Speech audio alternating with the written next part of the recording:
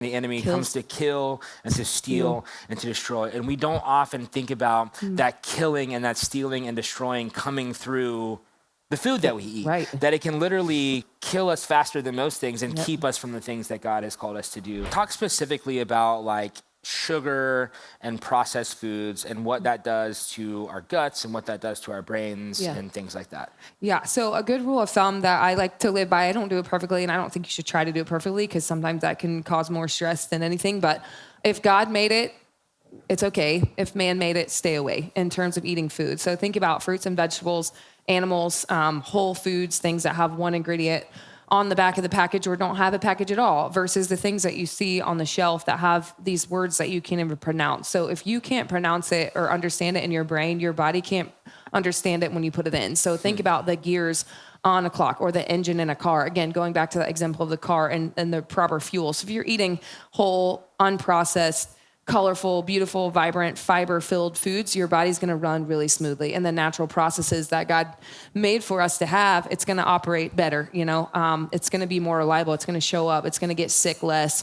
It's going to be depressed less versus eating these foods essentially that you find on the outside of the grocery store that don't have a lot of nutrients, that don't have a lot of color, can actually clog up the gears and clog up the engine in our body. So if you put diesel fuel in a Corvette, it's not going to run very well. So after a while, all that clogging up our processes in our body just doesn't work the right way. And especially in our gut, we have microbes in our gut. We have billions and trillions of microbes. It might be one of the most complex things that was ever created was our gut, which is kind of a weird thing to think about because it's not very beautiful, but it's amazing because we are fearfully and wonderfully made. And there's communication between the molecules in our gut. It's called the God molecule because scientists can't figure it out. They don't understand how it happens. So that's even more incredible. But you want the good guys to win and the bad guys to lose. And so there's good and bad bacteria. And if it becomes imbalanced, a lot of that can lead to it's even been shown to lead to schizophrenia. And so people going on a ketogenic diet for a while, pulling out all types of sugar, processed sugar, even sugar from fruits for a short amount of time, they've been healed of schizophrenia. So,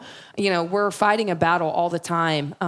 There's a spiritual battle and there's a physical battle. And so if we become susceptible and we become vulnerable and we become sick all the time, wouldn't the enemy love to keep us there? It's sick and distracted and exhausted and burnt out and fatigued versus fighting that battle and being responsible for our health and choosing things that promote that life so that we can be on fire and there aren't things holding us back. But sugar is the most addictive substance in the world. So they've done studies on rats that they were more addicted to sugar than they were to cocaine. And so the more sugar they ate, the more altered the state of their brain, and then it altered the state of their microbiome. And it was just negative feedback loop of addiction and inflammation. And inflammation leads to all sorts of disease. It can be shown that the root of even cancer can lead back to inflammation in our guts. Yeah. So it's a minor thing that has a massive consequence. I think it's fascinating. I just thought about this. I didn't say this in the first service. So you guys get a special addendum here.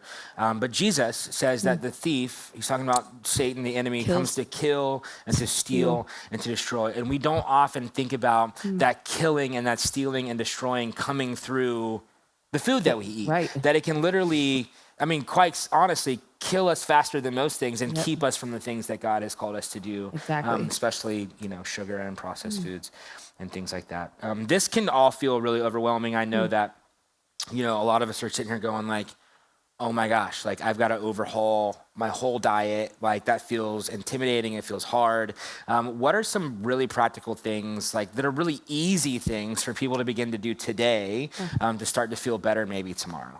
Yeah, that's a really good question because it can be intimidating. And I would say for me, I'm a constantly recovering perfectionist. And so don't try to do it perfectly. You can't. There's a boomerang effect kind of when you're like, okay, I'm going to cut out all processed foods. I'm going to work out 7 days a week. I'm going to run an Ironman in 6 months.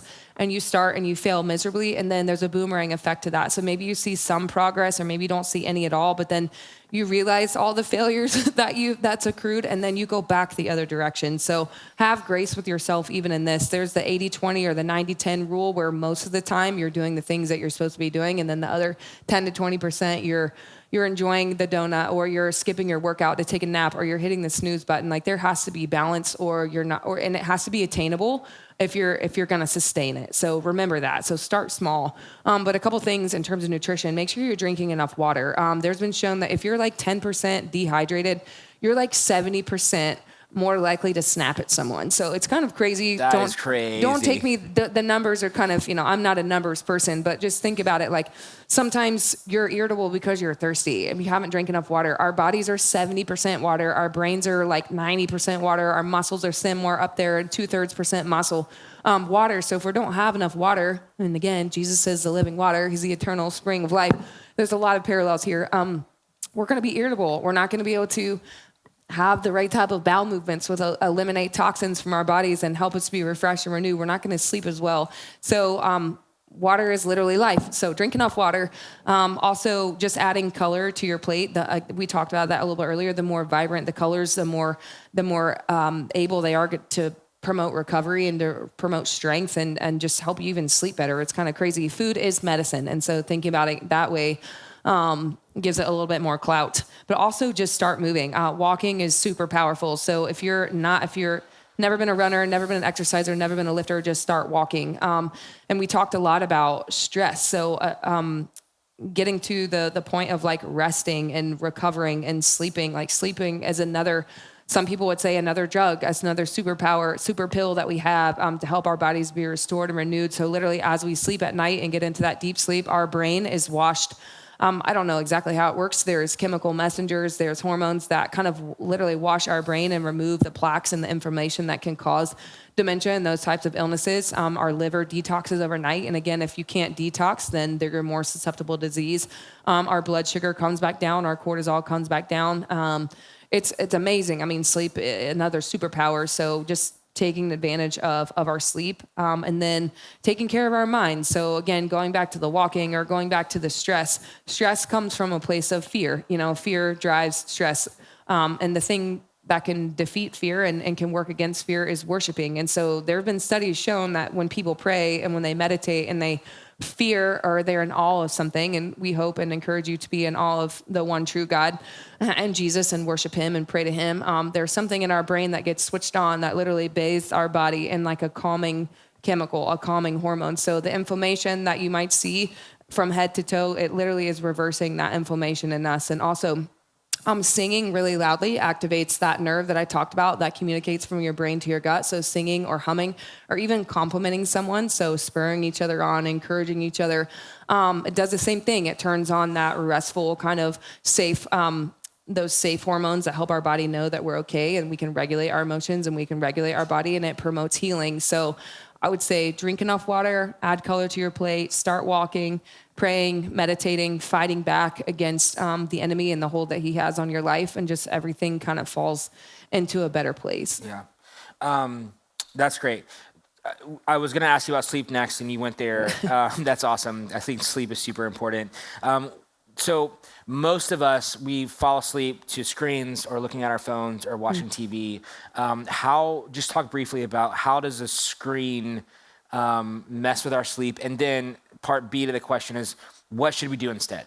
Right. Yeah, that's another good thing. So if you think about, we talked about that stress book earlier, and just anything that we have eyes and they receive light. And so again, Jesus is the light of the world. And we can have a whole sermon here, another whole sermon on this. But essentially, light kind of regulates our feel-good hormones and also our circadian rhythm, which helps us to be able to get into that deep sleep and to help fight off disease and just to be more relaxed. So in the morning or in the afternoon, when there's that kind of like pink orange kind of glow. I know you guys have really beautiful sunsets here in Fort Walton and sunrises. So that orange light or that red light, it actually helps us produce melatonin, which is a natural hormone that helps us go to sleep at night.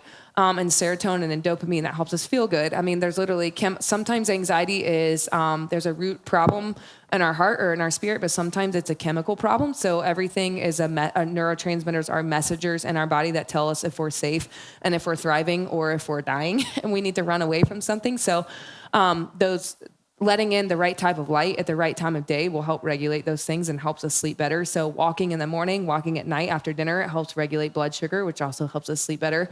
But the opposite of that is the blue light that comes off our screen. So the blue light is meant to excite and wake you up. So think about staring at a screen or a TV for 2 hours before you go to bed. Your mind is racing, your heart is racing, you can't fall asleep, or if you do, you wake up at 2 or 3 a.m. in the morning, and it's just because our natural rhythms have been thrown off. So getting the right light at the right time and the right amount. And also just to say, if you're on Instagram or TikTok or Facebook or any of those things, you know, we're meant to process one emotion at a time, but those things, you can have fear, you can have joy, you can have lust, you can have celebration, you can have trauma, you can see 1,000 different emotions in seconds. And our brains are not meant to process those things. And so just protecting your mind and protecting those natural rhythms that God has put into place, you know, there's going to be benefits to those things.